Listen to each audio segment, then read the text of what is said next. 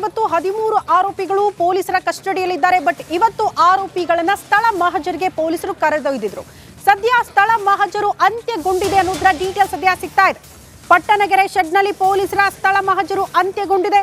ಆರೋಪಿಗಳನ್ನ ಕರೆತಂದು ಪೊಲೀಸರು ಪಂಚನಾಮೆಗೆ ಮುಂದಾಗಿದ್ರು. ಮೊದಲು ಸುಮನಹಳ್ಳಿ ರಾಜಕಾಲುವೆ ಬಳಿ ಸ್ಥಳ ಮಹಜರಿಗೆ ಮುಂದಾಗಿದ್ರು. ನಂತರ ಪಟ್ಟಣಗೆರೆ ಶೆಡ್ ಬಳಿ ಪಂಚನಾಮೆ ಮಾಡಿದ್ದಾರೆ ಪೊಲೀಸರು. ಇದೇ ಶೆಡ್ನಲ್ಲಿ ರೇಣುಕಾ ಸ್ವಾಮಿ ಕೊಂದಿದ್ದಾರೆ ಡಿ ಗ್ಯಾಂಗ್ನವರು.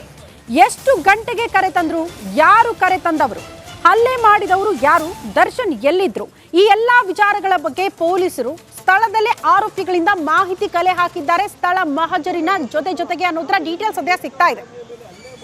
ಮೊದಲು ಚಿತ್ರದುರ್ಗದಿಂದ ರೇಣುಕಾ ಸ್ವಾಮಿಯನ್ನ ಕಿಡ್ನಾಪ್ ಮಾಡಿ ಕರೆತರಲಾಯಿತು.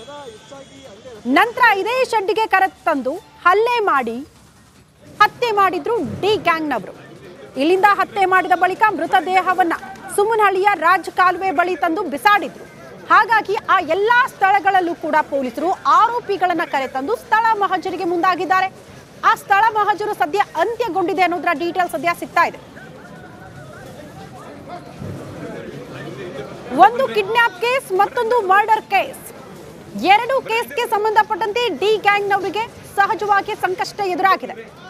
6 ದಿನಗಳ ಕಾಲ ಕಸ್ಟಡಿಗೆ ಪಡೆದುಕೊಂಡಿದ್ದಾರೆ ಪೊಲೀಸರು. 6 ದಿನಗಳಲ್ಲಿ ಕೊಲೆ ಮಾಡಿದ್ದು ಯಾಕಾಗಿ, ಎಲ್ಲಿ ಮಾಡಿದ್ರು ಆ ಸ್ಥಳ ಮಹಜರು ಆಗುತ್ತೆ. ಅದಾದ ಬಳಿಕ ಕೊಲೆ ಮಾಡೋದಕ್ಕೆ ಬಳಕೆ ಆಗಿರುವಂತಹ ಆ ವೆಪನ್ಸ್ ಬಗ್ಗೆಯೂ ಕೂಡ ಮಾಹಿತಿ ಕಲೆ ಹಾಕಿದ್ದಾರೆ ಪೊಲೀಸರು ಇದೇ ಸಂದರ್ಭದಲ್ಲಿ ಅಂತ ಹೇಳಲಾಗ್ತಾ ಇದೆ. ನಮಸ್ಕಾರ, ಕರ್ನಾಟಕ ಪ್ರೈಮ್ ಟೈಮ್ಗೆ ಸ್ವಾಗತ. ನಾನು ಜಯಪ್ರಕಾಶ್ ಶೆಟ್ಟಿ. ಇಡೀ ಕರ್ನಾಡು ಇವತ್ತು ರೆಬೆಲ್ ಆಗಿ ನಿಂತಿದೆ.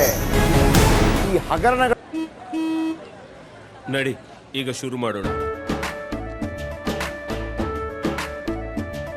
ಕೇಸರಿಯಿಂದ ಮನೋಲ್ಲಾಸ ಮನಸ್ಸು ಮತ್ತೇರಿ ಕುಣಿದಾಡಿದೆ ನೋಡು, ಮನಸ್ಸು ಮತ್ತೇರಿ ಕುಣಿದಾಡಿದೆ ನೋಡು.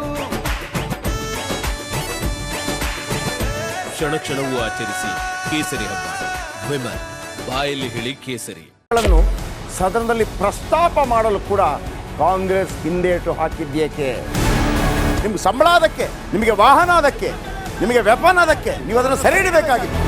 ನೀವು ವಿದ್ಯುತ್ ಬರ ಇದೆ ಅಂತ ಹೇಳ್ತಾ ಇದ್ದೀರಿ, ಎಲ್ಲಿ ಬರ ಇದೆ ನೀವು ಹೇಳಬೇಕು. ಪಾಕಿಸ್ತಾನ್ ಆಕ್ಯುಪೈಡ್ ಕಾಶ್ಮೀರ್ ಅದು ಎಂದೆಂದಿಗೂ ನಮ್ಮದು. 40 ಮೆಷಿನ್ಗಳು ತಂದಿತ್ತು ನೋಟ್ ಎಣಿಸುವುದಕ್ಕೆ, ಅದೇ ಹಾಳಾಯಿತು. ಮಥುರಾದ ಗಲಾಟೆ ಇದೆಯಲ್ಲ, ಅದು ಸ್ಥಳೀಯವಾಗಿ ಕೂತು ಪರಿಹರಿಸಬಹುದಾದಂಥ ಕಾನೂನಿದೆ. ಗ್ಯಾರಂಟಿ ಯೋಜನೆಯಿಂದ ನಷ್ಟ ಆಗಿದೆ, ಲಾಭ ಆಗಿದೆ, ದಯವಿಟ್ಟು ಹೇಳಿ. Dawood Ibrahim most wanted criminal ಯಾವಾಗಾದ ಅಂದರೆ ಇಲ್ಲಿ ತನಕ ಭಾರತ ದೇಶದಲ್ಲಿ ಓರ್ವ ದಲಿತ ಪ್ರಧಾನಿಯಾದಂಥ ಇತಿಹಾಸವೇ ಇಲ್ಲ. ರಿಪಬ್ಲಿಕ್ ವರ್ಲ್ಡ್ ಆಪ್ ಇದು ಕೇವಲ ಅಪ್ಲಿಕೇಶನ್ ಅಲ್ಲ, ಸಮಗ್ರ ಸುದ್ದಿಗಳ ಸಂಪರ್ಕ ಮಾರ್ಗಕ್ಕೆ ಕ್ರಾಂತಿಕಾರಿ ಬದಲಾವಣೆ. ರಿಪಬ್ಲಿಕ್ ವರ್ಲ್ಡ್ ಆಪ್ ಕೇವಲ ಸುದ್ದಿ ಅಪ್ಲಿಕೇಶನ್ ಅನ್ನ ಪರಿಚಯ ಮಾಡ್ತಾ ಇಲ್ಲ, ಬದಲಾಗಿ ಡಿಜಿಟಲ್ ಸುದ್ದಿ ಬಳಕೆಯ ಹೊಸ ಯುಗಕ್ಕೆ ನಾಂದಿ ಹಾಡ್ತಾ ಇದೆ. ಇದೊಂದು ಬ್ರೇಕಿಂಗ್ ನ್ಯೂಸ್, ಪ್ರಭಾವಶಾಲಿ ಕಾರ್ಯಕ್ರಮಗಳಿಗೆ ಗಟ್ಟಿಯಾದ ವೇದಿಕೆ. ರಿಪಬ್ಲಿಕ್ ವರ್ಲ್ಡ್ ಅಪ್ಲಿಕೇಶನ್ ಈಗ ಲೈವ್ ಆಗಿದೆ. ಗೂಗಲ್ ಪ್ಲೇ ಸ್ಟೋರ್ ಮತ್ತು ಆಪಲ್ ಆಪ್ ಸ್ಟೋರ್ ಎರಡರಲ್ಲೂ ಲಭ್ಯವಿದೆ. ಈಗಲೇ ಡೌನ್ಲೋಡ್ ಮಾಡಿ.